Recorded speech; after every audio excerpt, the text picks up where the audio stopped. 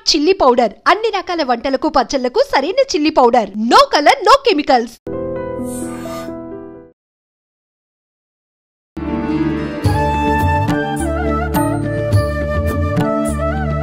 నమస్కారం, welcome to I dream. ధర్మ మార్గం విత్ విజిత కార్యక్రమానికి స్వాగతం.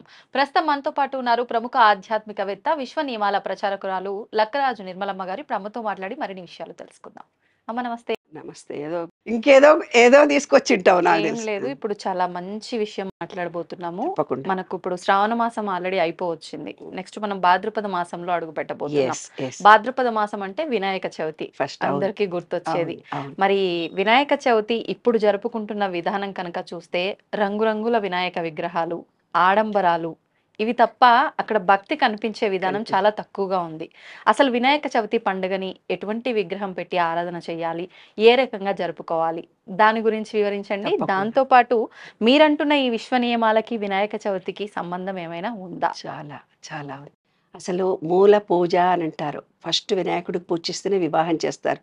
భూమి పూజ చేయాలన్నా వినాయకుడికి పూజ చేస్తారు. అంతా చెప్పారు మనకు, కానీ మన బుర్రలే సరిగ్గా లేవు. వినాయకుడు పూజ ఒకటి కాలనీలో పెట్టాడంటే ఇంకో పక్క కాలనీ వాడు ఇంకోటి పెడతాడు. వీడు డీజే పెట్టిందంటే వీడికంటే ఎక్కువ వాడు ఇంకో డీజే పెడతాడు. వాడు ఆ 10 అడుగులు పెట్టాడంటే వీడు 15 అడుగులు పెడతాడు. వీడు ఒక పార్టీ నాయకుడు అయింటాడు, వాడో పార్టీకి నాయకుడు. వీడు ₹1,00,000 ఖర్చు పెట్టి తాగిచ్చాడు, ఊగిచ్చాడు అనుకుంటే వాడు ఇంకా పెద్ద డ్రింక్స్ ఇవ్వాలి, ఇంకా పెద్ద డీజేలతోటి డ్యాన్సులు చేయాలి, ఇంకెవరో తైతక్కల అమ్మలని తెచ్చుకొని వాళ్ళు చెయ్యాలి. నీవెంత అంటే నీకంటే ఎక్కువ, నేనంటే ఇంకా ఎక్కువ అని. అంటే నీకంటే ఎక్కువ నేను తప్పు చేస్తున్నా, నీకంటే ఇంకా ఎక్కువ తప్పు చేస్తున్నా అనేది సత్యం కదా. నీకంటే ఎక్కువ నేను నీవెంత ఖర్చు పెట్టుకుంటున్నావో అంత అనారోగ్యాన్ని తెచ్చుకుంటున్నావు. నువ్వెంత ఖర్చు పెడుతున్నావో అంత పొల్యూషన్ అయిపోతున్నావు. అంతే కదా, తాగడానికే ఊగడానికే కదా ఖర్చు పెడుతున్నావు. నువ్వు వినాయక చవితి పేరు చెప్పి ఒక ఊరును బాగు చేయి. ఏమమ్మా, ఒక చిన్న పల్లెటూరును బాగు చేయి. మీ దగ్గర స్లమ్స్ లేవా? ప్రతి కాలనీకి అటాచ్డ్ స్లమ్స్ ఉన్నాయి కదా. 2 ఇల్లు కట్టించు ఆ డబ్బు పెట్టి. వినాయక చవితి సందర్భంగా భూమిని దానం చేసిన పొలిటికల్ లీడరు, నీకు ఇంకా క్రెడిట్ పెరుగుతుంది కదా పొలిటికల్ లీడర్స్కి. ఇంకో ఆమెకు ఆ పార్టీ వాళ్ళకు 2 ఇళ్ళు కట్టించారు, వీళ్ళు 2 గుడిసెలు వేసారు అనుకో, ఇదే డబ్బు ₹1,00,000కు 2 గుడిసెలు తయారవుతాయి. అస్బెస్టాస్ రేకులతో 2 తయారవుతాయి. ఏమ్మా, టెంపరీ హౌజులు తయారు చేసి వాళ్ళకి పోని. ఇక్కడ నుంచి ఇంకో చోటుకి కూడా టెంపరీ హౌజులు తీసుకొని పోతారు. అటువంటి పని చేయం కదా మనం. తాగి ఊగి ఆ రోజు ఖర్చు పెట్టి ఆ రోజు వాళ్ళ పేరు ఆహా ఓహో చెప్పుకుంటే ఫలానా పార్టీ వాళ్ళు ఇంత గొప్ప. కానీ దేవుణ్ణి కూడా బ్యానర్ల రూపంలో మార్చేసుకున్నారు. వాళ్ళ బొమ్మలు పెద్దగా ఉంటాయి, దేవుడి బొమ్మ చిన్నగా ఉంటుంది. కార్నర్లో ఎక్కడే ఊరు నిండా అంతే. దేశం ప్రచారం అంతా దేవుడు చిన్నగా అయిపోయిండు, పొలిటికల్ లీడర్ల బొమ్మలు పెద్దదైపోయింది. అసలు రహస్యం అంటే ఏంటి? వినాయక చవితి ఉద్దేశం ఏంటి? ఉద్దేశాలు మారిపోయినాయి. నేను ఎప్పుడో ఒకరోజు ఏదో మోటివేషన్ క్లాస్కి వెళ్ళినప్పుడు దేవుడు ఎవరు రా అని అడిగారు. వినాయకుడు మేడం అని అన్నారు. అంటే వినాయకుడు ఒరటోడు ఒక్కడే దేవుడు, ఎవరు దేవుడుగా అంత ఇదిగా ఆ రోజు వినాయకుడి నిమజ్జనం జరగడం మంచిదే, హంగామా చేయడం కరెక్టే. కానీ ఎంత ధర్మంగా చేస్తున్నాము, ఎంత దీన్ని మోడర్నేట్ అనుకొని తాగి ఊగి పిల్లలను చెడగొట్టడం అనేది దట్ ఈజ్ రాంగ్. అది నేను చెప్తున్నది. డబ్బును దుర్వినియోగం చెయ్యొద్దు అంటున్నాను. సంబరాలు చెయ్యొద్దని నేను ఎప్పుడు అనను. సంబరాలు చెయ్యాలి, అందరం కలిసికట్టుగా ఉండాలి. మన పండుగలు అనేవి నెక్స్ట్ జనరేషన్కు తెలపడం మన బాధ్యత. మనం చెయ్యకపోతే వాళ్ళకు తెలియదు. కానీ చేసే పద్ధతుల్లో మార్పులు తెచ్చుకొని సమాజ హితం కోరి పనిచేసినట్టయితే, సమాజాన్ని చెడగొట్టే పనులు ఎందుకు చేస్తున్నావు వినాయకుడు పేరు చెప్పి అంటున్నా నేను. That is wrong. అది కూడా పాపమే. ఈ విశ్వంలో ఎలా పాపం అవుతుందో నేను చెప్తాను, విన్నాను. వినాయకుడు అంటే మన మూలాధార చక్రము, భూమితో సంబంధం కలిగి ఉన్నది భూతత్వం. మనలో భూతత్వం లోపించినప్పుడు అంటే ఆ భూమికి ఏ విధమైన కృతజ్ఞత చెప్పాలి, పూజ చెయ్యాలి. ఆ పూజలో నువ్వు చేస్తున్నటువంటి భూతత్వానికి సంబంధించినటువంటి కెమికల్స్ను నువ్వు వాడినట్టే చేయాలి. ఇవాళ నువ్వేం చేస్తున్నావు, ఏవేవో కెమికల్స్ని కలిపి వినాయకుడిని రంగులు. పూర్వీకులు ఏమనుకున్నారు, వినాయకుడిని మట్టితో చేస్తే మట్టిలో చేతులు పెడతారు, మట్టిలో కాళ్ళు పెడతారు అనుకున్నారు. మనం చాలా ముదుర్లం కదా, రెడీమేడ్ విగ్రహాలను తెచ్చుకోవటం పెట్టాం. భూమిలో మనం ఎప్పుడన్నా కాళ్ళు పెట్టామో లేదు, మన కాళ్ళకు చెప్పులు వేసుకొనే పోతాం. 11 గరిక పెట్టి దేవుడికి పూజ చేయిరా బాబు అంటే అది గరిక కూడా రెడీమేడ్గా కొనుక్కొస్తూ గడ్డిలో కాళ్ళు పెట్టం. పిల్లలు పెడుతుంటే కూడా ఏందిరా గడ్డిలో చీమలు ఉంటాయి చెప్పులు వేసుకున్నాడు రా అంటాం. పోని ఒక చీమ గరిస్తే ఏం పోయింది? ప్రకృతిలో కనీసం మన ప్రకృతి విశ్వం ప్రకృతి ఒకటే కదా, ఆ విశ్వంలో కాళ్ళు పెట్టుకుంటే ఆ అనుభూతే వేరు కదా.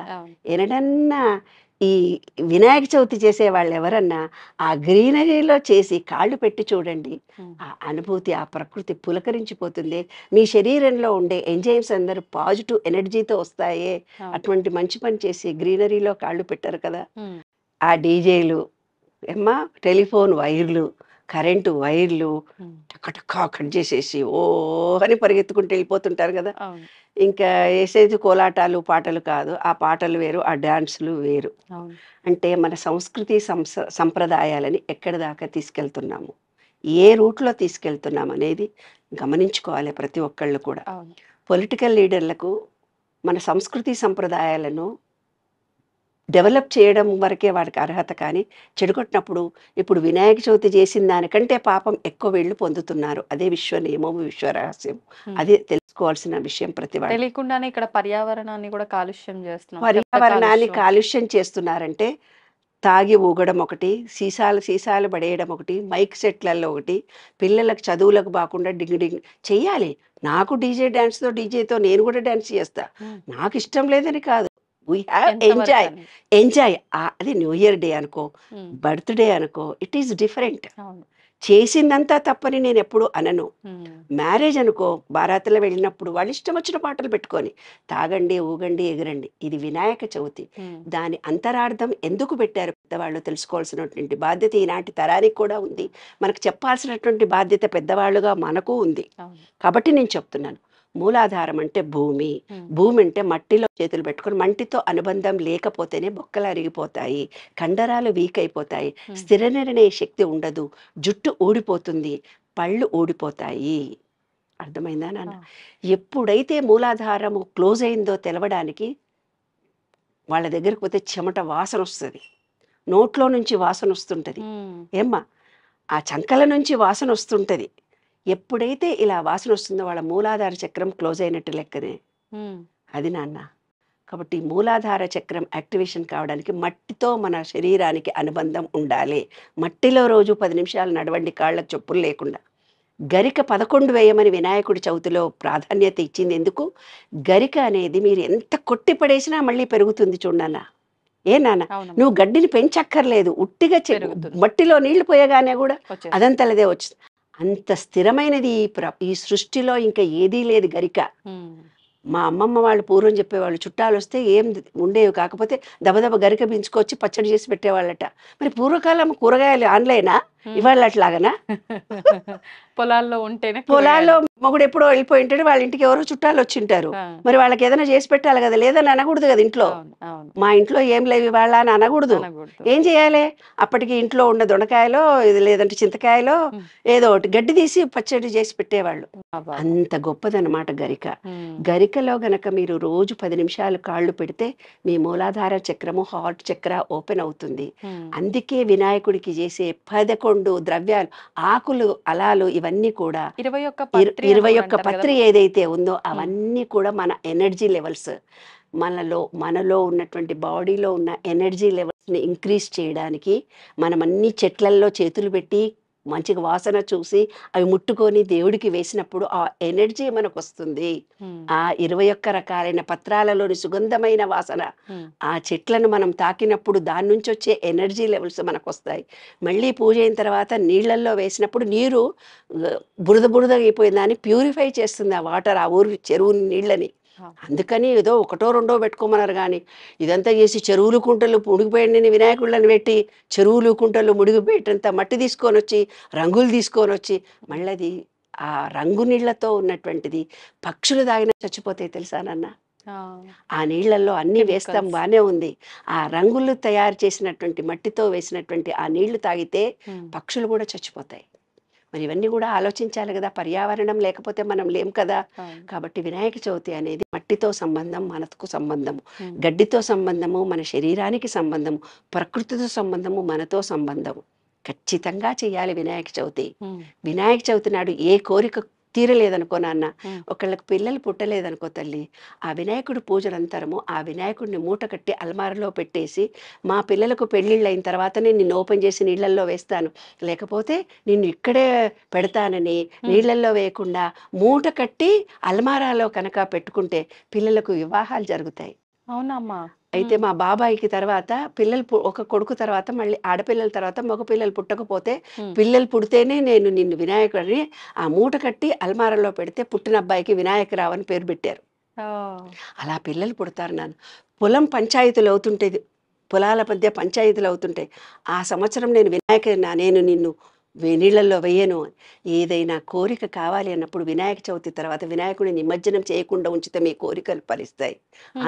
వినాయకుడికి పెద్ద చెవులు చూపించారు అంటే విను, తక్కువ మాట్లాడని మూతిని ఇట్లా చూపించారు. ఏనుగులు రెండూ చూపిస్తారు. ఏనుగు తొండము అంటే మన చక్రాలు ఉల్టా ఉంటాయి అన్నమాట, పైనుంచి కిందికి కింద నుంచి కుండలిని ఉల్టా అవుతుంది. కుండలిని శక్తి ఓపెన్ అవుతుంది మన మెడిటేషన్ ద్వారా, అది ఉల్టా ఉంటుందని 2 ఏనుగుల తొండాలను చూపించారు తల్లి. ఆ ఆంతర్యమే ప్రతి దాంట్లో ఆంతర్యం. లేకపోతే వినాయకుడి రూపం పొట్ట ఇంత చూపించి ఎలకని ఇంత ఇస్తాడా? ఎందుకు? జంతువులకి మనుషులకి అవినాభావ సంబంధం ఉంది. ఒకటి లేకపోతే ఒకటి లేవని ఈ విశ్వంలో చిన్న జీవి, చిన్న అన్నం మనం ఇంట్లో మిగిలిపోతే ఇట్లా పడేస్తాం, చిన్న పురుగు వస్తుంది నాన్న, ఆ పురుగును తింటేందుకు పెద్ద పురుగు వస్తుంది, ఆ పెద్ద పురుగును తింటేందుకు ఇంకో పిట్టు వస్తుంది, ఆ పిట్టును తినడానికి ఇంకేవో వస్తుంది, అదేదో ఇంకేదో వస్తుంది. అంటే ఒకదానికొకటి చిన్న చిన్న జీవుల నుంచి పెద్ద జీవుల వరకు మనుషులం వేరు అది కాదు, వన్నెస్ ఇదంతా ఒక్కటి అనేది. తర్వాత సామూహికంగా అందరం కలిసి ఉంటున్నాము అని, అందరం కలిసికట్టుగా సామూహికంగా వినాయక చవితి చేయడంలో ఆంతర్యము. అర్థమైందా? మూలాధారం అంటే మట్టిలో ఉండాలి, మట్టి తిరగాలి, గడక ఉండాలి, అందరితో సామూహికంగా కలిసికట్టుగా పండుగలు చేసుకోవాలి, ఎంజాయ్ చేయాలి. కానీ వికృతమైన చేష్టలు మానేయండి. వినాయక చవితిలోని ఆంతర్యం తెలుసుకొని మీ మూలాధార చక్రాన్ని యాక్టివేట్ చేసుకోండి. మూలాధార చక్రం యొక్క బీజాక్షరము లం. చెప్పాను కదా ఇందాక, వాసన వస్తుంటుంది, స్థిర నిర్ణయం చేయలేకపోతారు. ఆ ఉద్యోగం చేస్తారు, ఈ ఉద్యోగం చేస్తారు, ఇల్లు కొనుక్కుంటానంటారు, కొనుక్కోరు, డబ్బు సంపాదించారు, ఇక్కడిక్కడ ఇట్లా చేస్తుంటారు. అంటే వాళ్ళకి ఏమిటంటే స్థిర నిర్ణయ శక్తి పోతుంది, ఎవరిని నమ్మరు, అపనమ్మకంగా ఉంటారు, ఇలా చూస్తుంటారు, ఒకరితో ఒకటి మాట్లాడాలంటే భీతిగా భయంగా ఉంటారు. ఇవన్నీ లక్షణాలు మూలాధార చక్రం క్లోజ్ అయిపోయినట్టు. కాబట్టి వినాయకుడికి చక్కగా పూజ చేయండి. మీరు ఏ వృత్తుల్లో ఉన్నారో ఆ వృత్తులను కూడా దేవుడి దగ్గర పెట్టుకొని విఘ్నాలన్నీ తొలగిపోయినాయని కోరుకోండి. కోరికలు తీరకపోతే వినాయకుడిని నిమజ్జనం చేయకుండా దాచుకొని తర్వాత నిమజ్జనం చేయండి. శాస్త్ర రహస్యాలు చాలా ఉంటాయి నాన్న. ఈ నిగూఢ రహస్యాలన్నీ తెలుసుకోవాలి. అంటే ఈ విశ్వము మనము వేరు కాదు, విశ్వంలో ప్రతిదీ. భూమి లేకపోతే మనము లేము, మనము లేకపోతే భూమి లేదు. భూమి వాళ్ళ తరిగిపోతోంది కదా, భూమి తరిగిపోతుంది. ఎవరికి ఇండ్లు దొరకవు. ఒక ఇంటి మీద ఒకటిలో 21 ఇండ్లు, ఒక్కొక్కటి 30 ఇండ్లు 40 ఫ్లోర్ల దాకా వచ్చాము. రాను రాను భూమి తగ్గిపోతుంది. భూమి తగ్గిపోతుంది అంటే మనం మూలాధార చక్రం కూడా స్థిర నిర్ణయాలు కూడా మనుషులు చేయలేని పరిస్థితి. అంటే we are totally dependent computers, artificial intelligence, మనం వాటి మీద ఆధారపడతాం. కానీ మన స్వీయ నిర్ణయ శక్తి మనం జీరో అవుతాము. మన టెక్నాలజీ మాత్రమే నిలిచిపోతుంది. ఆ స్థితిని తీసుకురాకండి. టెక్నాలజీని అవసరానికే మనం వినియోగించుకొని మన జ్ఞానాన్ని మనం ఈ ప్రకృతితో ఉండి ఎంజాయ్ చేయండి, ప్రకృతిలో జీవించండి, విశ్వ నియమాలను తెలుసుకోండి. విశ్వ రహస్యాలలో మీరు మీ జీవితాన్ని సాఫీగా మీరు అనుకున్న కోరిక వినాయక చవితి హ్యాపీగా చేయండి, ఆనందంగా చేయండి. వినాయకుడి నిమజ్జనం చేస్తుంటే ఒక పిల్లగాడు ఏడుస్తూ కూర్చున్నాడు, నేను ఇయ్యను, ఇన్ని రోజులు 9 రోజులు పూజ. అంటే సుఖము దుఃఖము రెండూ ఉంటాయి. నిన్నటిదాకా మనం అతనితో ఎంజాయ్ చేసినటువంటి ఒక చిన్న బొమ్మ పోతేనే మనం ఎలా బాధపడుతున్నామే. కాబట్టి మనిషి జీవితంలో సుఖ దుఃఖాలు రెండూ ఉంటాయి. అదే విశ్వ రహస్యం నాన్న. కాబట్టి వినాయక చవితిని హ్యాపీగా ఆనందంగా సంతోషంగా చేయండి. ఉన్న రోజు ఆనందంగా ఉండండి మనుషులతో. వాళ్ళు దూరం అయినప్పుడు బాధపడకుండా డిటాచ్మెంట్తో బతకడం కూడా నేర్చుకోండి. అదే విశ్వ రహస్యం. And for more videos, please subscribe to iDream. Please subscribe to iDream. Please subscribe iDream. And please subscribe to iDream. For more videos, subscribe to iDream. please like, share and subscribe to the channel. Congratulations, iDream. Subscribe to iDream. Subscribe to iDream. So subscribe to iDream Media. iDream ki iDream team andarki huge congratulations. Please subscribe iDream Media. Please subscribe to iDream. Subscribe iDream. Please subscribe to iDream. I dream అంటే నా కళల ఛానల్ను subscribe చేసుకున్న నోరు తిరుగుతలేదు. మీరైతే గంట గుర్తు కొట్టండి. For more such videos, please subscribe to iDream. Subscribe to iDream. Please subscribe to iDream. Please subscribe iDream Media. Please do subscribe to iDream. Please subscribe to iDream Media. For best entertainment and information, please subscribe iDream. And don't forget to subscribe to iDream.